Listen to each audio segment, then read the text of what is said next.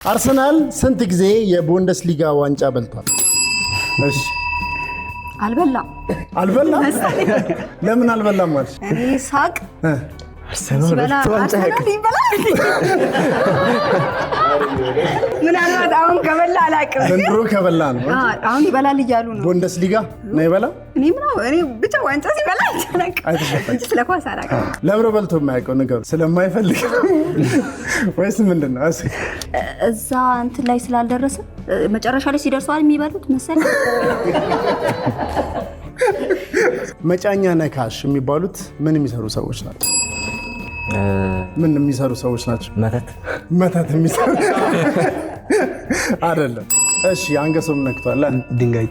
ድንጋይ ጠራቢ ነው ብሏል። አይደለም። እሺ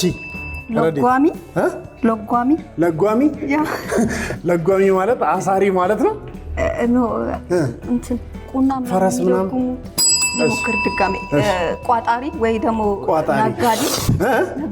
ነጋዴ ነው።